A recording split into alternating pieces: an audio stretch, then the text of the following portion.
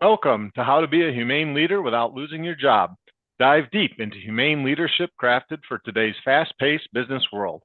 Listen to our podcast on all major streaming platforms and join us as we explore the essence of humane leadership in today's dynamic business landscape.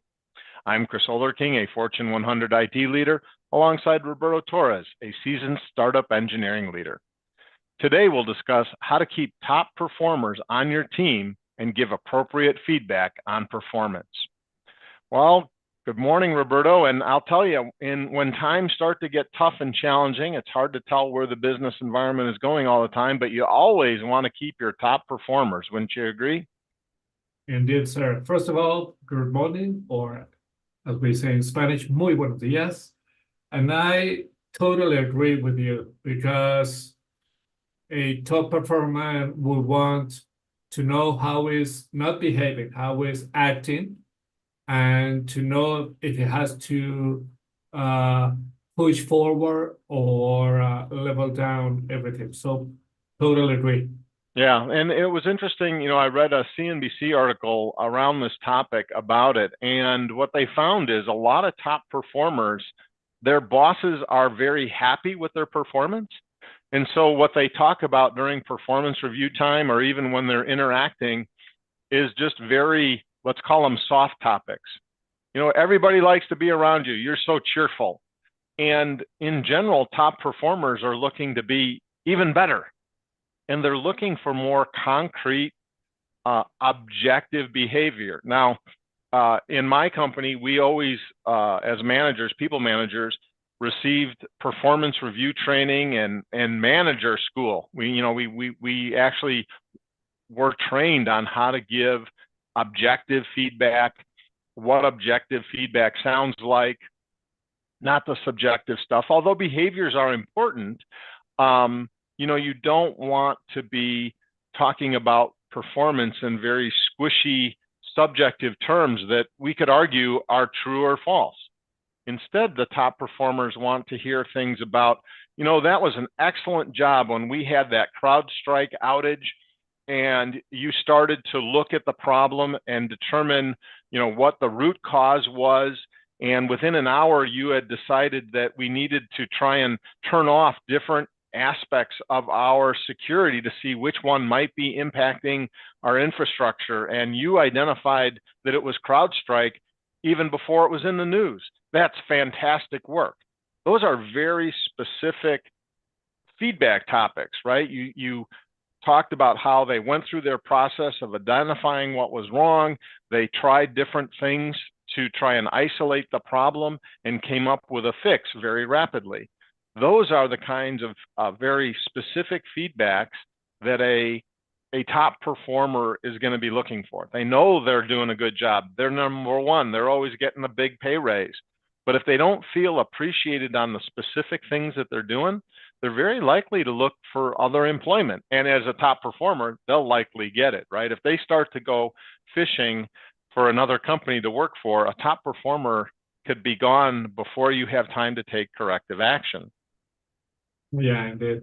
And the thing is, a top performer is totally different from an average one. And what I mean is they're always, excuse me, looking for their limits, to recognize them and to pass them, because they are maybe eager to gain more knowledge, or because those challenges are the ones that feed their soul, to bring them the best, and they want to be in the top ladder.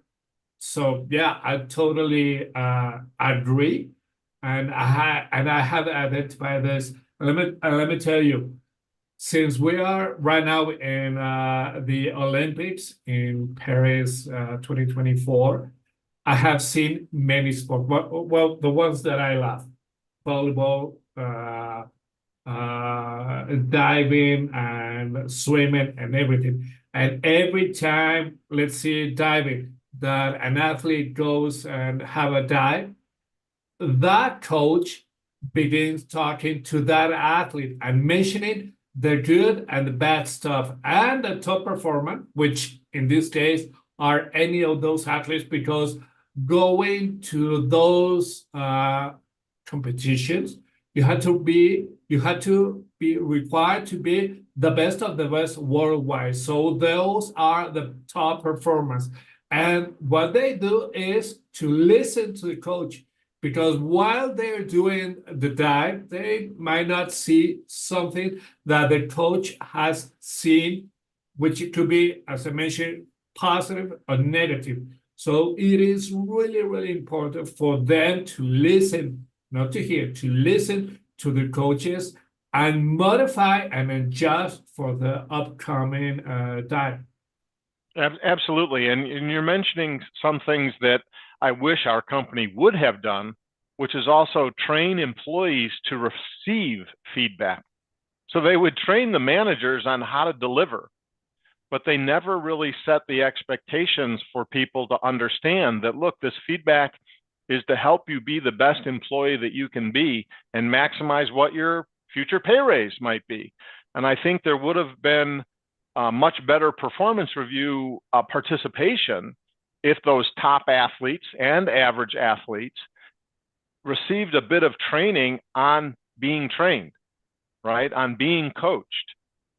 Those of us who have been athletes and things in the past probably are more aware of it or had gone through those cycles early in our life, even before we started our professional careers. But I always felt that going into performance review time, the team didn't fully understand what was expected of them and how the conversation would be. And so while the managers were trained to deliver some positive and corrective feedback, the employees were never really trained that what was going to come at them, how should they interact with the manager in a performance review to get this both positive and negative feedback. And the keys is that an employee can help a manager correct some of the soft performance, meaning, hey, Roberto, you did really good on that job.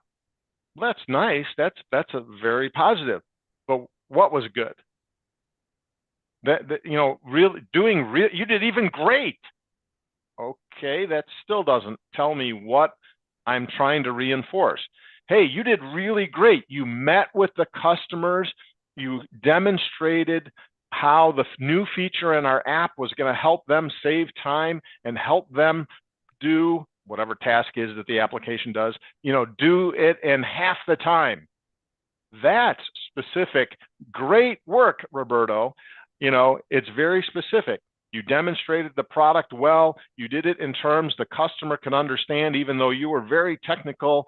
You explained it in terms that the customer, who's not very technical, could understand and how it benefits them to do the job faster. That's very specific feedback to a top performer. Saying Roberto did great makes him feel good, but the top performer then goes back and thinks about that and, but what exactly did I do was great? You got to be specific. Yeah.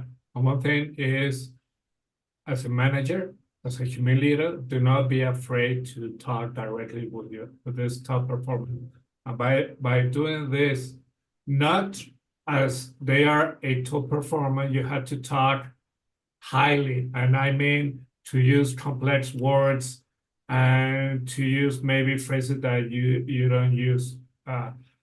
Do not be afraid to talk them on directly, but that is to recognize what traders they have to boost them better.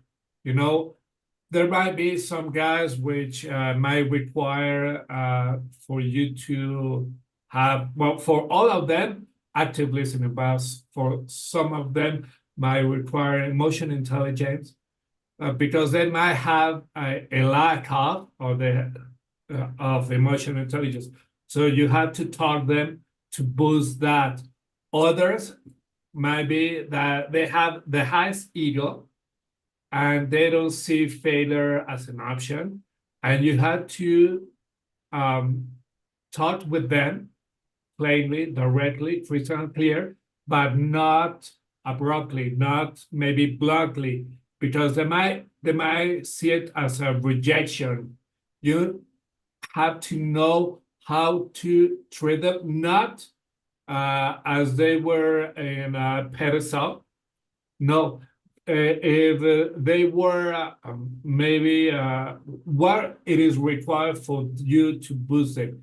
In the end, knowing how first to communicate with them, second to understand how to, and third to give a follow-up, especially on one-on-ones, is really important. Absolutely. And I'll just pick on emotional intelligence as an example because, you know, on our high performers, at least in the engineering world, lots of times we focus on the technical, and there needs to be a balance of the concrete technical high performance, but you know, to fit in a team, you need emotional intelligence too, just like you're saying. And for each personality, explaining that to someone who's highly technical, sometimes, you know, I hate to be stereotypical, but we need to stereotype a bit. Highly technical people, lots of times don't have as much emotional intelligence. But if you can do some things to coach them in very concrete, objective terms, that technical person will be more open to that emotional intelligence feedback, meaning, hey, Roberto, you know, you've been great in these technical aspects of developing the new product, and you've cut the performance time in half. It's now performing twice as fast as before. Fantastic. But, you know, when you were working with the team, you had some very harsh language for some of the other members of the team. And I really need you also to spend some time working on your emotional intelligence. Okay, that's starting to be objective. Now give them something objective to do. What I want you to try and focus on the next time we're having these kinds of performance improvements is I want you to listen 60% of the time you're in the meeting. Instead of speaking 60 to 75%, I want you to listen more. So I want you to cut your speaking time down. So by using a very objective measure of time, they've got a box that they can think about, something very objective. Now, that won't always work, but if that personality that you're working with is just really engineering focused, sometimes you have to take emotional things and put them into measurable boxes because that's how that personality works. So, okay, I will listen 60% of the time. It's a 1 hour meeting. I know I need to listen, 40 minutes of it at least, you know, that kind of thing. So they'll think in engineering terms of how to do an emotional or behavioral type skill. So thinking about those kinds of things in your team, with the marketing person, when you're trying to work with them on emotional intelligence, you probably wouldn't use that approach, right? Those kinds of measures with the marketing person, lots of times marketing people, they're softer, they're not as technical, they're not into measuring as precisely as the engineer is. So with the marketing person, you know, you might appeal to a softer measure. Hey, you know, just try and be listening more than speaking. And with the marketing person, to soften the message, use some marketing things around, you know, to get the other team members excited about contributing, because you're going to listen to them more. On the, you know, so again, it's working on emotional intelligence, about that active listening. But with one person, you're doing, your top performer is this engineer, you're using very concrete, measurable terms. With your softer personality, top performer, who might be marketing or sales, that doesn't do hard metrics as much, you adjust your metric, your objective performance, but you put it in softer kind of sales and marketing style terms. Wow, I totally agree. I couldn't agree more. And two things. The first one is usually as we speak IT, we're not talking about a management track. We're talking about technical tracks. So usually a lead, maybe staff engineer or principal engineer, has these problems when talking with another department, and they begin talking technical jargon and everything. So usually the customers, the internal customers, roll their eyes up and say, I don't understand. They're talking to me in another language. I don't know. And that's the second one. The most important thing is to talk to another person which is not in your department in the same jargon, and to be really aware that if you begin talking technical, you will get confused to the other people, and they might not manage their emotions correctly, but that is something else. One thing that I think is really important, adding to all these that you have mentioned, is that when we talk with a top performer, there are certain things that we require to tell them with hard data, as you mentioned before. You mentioned that you were going to deliver this in 2 days' time, and you took maybe 1 day and a half. Good, but the quality wasn't as good because instead of reaching 100%, it was maybe 70%. And when you begin using hard data, there is no turning back. There is no confusion. There is no badly understanding that. And for that, the hard data, it isn't only for technical stuff. It is also for the ones, usually KPIs or OKR, from the other department. Because when you deliver, let's say, for instance, a marketing efforts, they usually be at, I don't know, maybe 10% of conversion. And what you did help them to be maybe 50% of conversion. So bring those things up, because in the end, it's the work that allow them to be better. Yeah, exactly. And I think, this article that I read about the top performers leaving and going to other companies was because lots of times the manager person doesn't wish to upset a top performer. So then they always give them just soft, positive feedback. When the top performer, they usually know that I'm really good, but I want to be even better. And if they don't get that objective kind of, hey, you delivered it in 3/4 of the time, that was great, you did it fast, but there were 4 major bugs or 2 features that didn't work at all, or X, Y, or Z. Those are very objective measures. And that's really, I think, in any performance review, the more objective you can be in terms of hard measurable facts that you can give, the better it will be received. Some people don't like hearing bad news, and that's just performance review issue, right? Just look, they just don't want bad news, period. But, as the leader, you need to deliver the message, positive and negative. And the key is really being objective. If you offer subjective information, they could be going off and then asking, hey, Chris told me that I'm not as friendly. And then, so they go and ask, hey, Steve, you think I'm friendly? Yeah, I think you're friendly. Now they just asked 3 other people. They all say you're friendly. So now the boss seems like he's not being fair. Oh, yeah. Well, friendly's not measurable. So it's a nice thing to say if you want to say it in a performance review that they are friendly in a positive way. I mean, go ahead, but that's really not objective. And so, you want to try and keep on an objective path, because both for your top performer, your average performer, and your below standards performer, really it's about giving objective feedback. And if you're focused on that, keeping that top performer in your team, which is the most critical aspect, especially during trying financial times where they might be more likely to look into other places.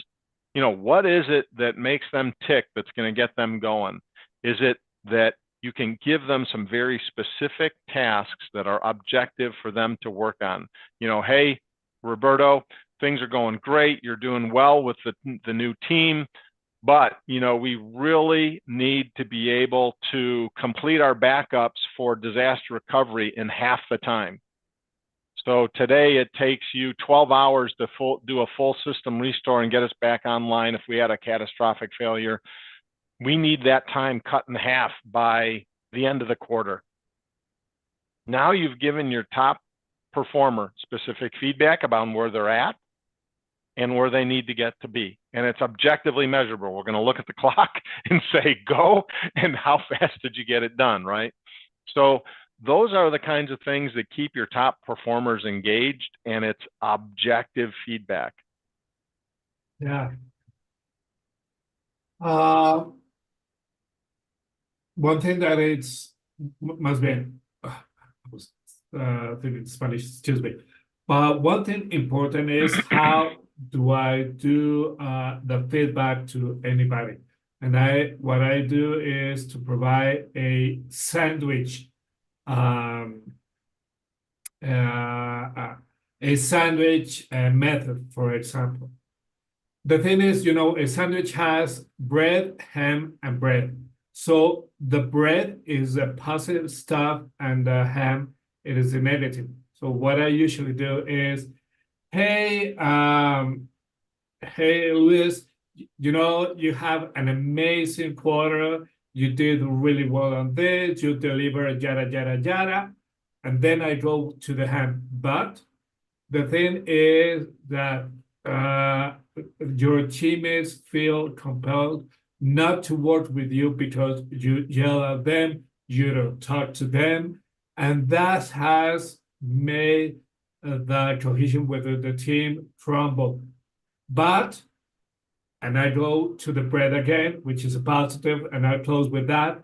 But I know that you can handle this, that you will take your ego out of this and begin being a true member of the team, because you enjoy it and you know that if we get a cohesion that works well, will make this team awesome, and awesome maybe as you. With that in mind, people understand, and you know, they have this itch of saying, okay, I was cool, but I wasn't not cool about this. So I had to switch my mindset to deliver, to be a member of this team. So I think it is a good method to provide a feedback and to make them work on something that you want. Yeah, and I think a key aspect in especially those kinds of things where it is kind of on that emotional intelligence scale of it is a behavioral kind of thing you're trying to get them to change in doing, is if you can give them some objectives that are, again, measurable. So for instance, you mentioned that, you know, hey, you know, you haven't met or haven't discussed with certain team members. Maybe there's an objective. Again, it depends on the style of the company, but maybe it's that I want to ensure that you speak at least 15 minutes with each team member one-to-one once per week, right? You're ensuring you're giving an objective measure. You can't dictate the quality of the communication, but you can set an objective measure that at least once per week, you will speak to each team member individually for at least 15 minutes. Those are very objective measures for a behavior. Now, you can't, again, dictate the quality of that interaction, but it gets the ball rolling. And if you can get them started, you can then start to work on some of the softer skills of that quality of the interaction with people, right? Not yelling at them, not being short or terse, you know, angry with them when you're speaking to your team one-to-one. Look, if you're trying to get your team more engaged and to improve things, you can't look like scowling at them and have the tone of voice, which is very angry all the time. Well, you know, that's a very subjective thing, tone of voice, etc. But if you start with some of the objectives that are measurable, a good humane leader can then start coaching that person to work on some of those softer behavioral skills as they master the objective measures that you've set for them. Yes, sir. Yeah, it is. And just let me end my participation with this. As I mentioned before, diving in Olympics. Diving, it is an appreciation, interpretation sport. there are a number of judges. When you do the dive, depending on the difficulty, they will give you a score, and they do some math to deliver how much you did. The thing is, when you don't tell hard data to that top performer, you're interpreting what they did. And usually there are two kinds of interpretation, the one that you provide and the one that you think that you did. So try, as I mentioned, to have hard data that is measurable, and bring a component that it is an interpretation that is not related to the hard data. But in the end, that mix will provide an awesome feedback, and a top performer will like it and will be obliged to make something better. Yeah, I think that kind of methodology and thinking helps keep that top performer engaged in your team. It keeps them on, the path of continuous improvement and always still trying to be the very best that they can be, which frequently is top of mind for the top performer. And hopefully that means you retain them in your company where you need them so that you can be a top performer and a top humane leader. Indeed. Great, man. Well, with this, I think we could end this podcast, which was really valuable, and I trust that anybody listening to this will find it as well. Very good. Excellent. Take care, Roberto. We'll talk to you next week. You too, man. Bye-bye.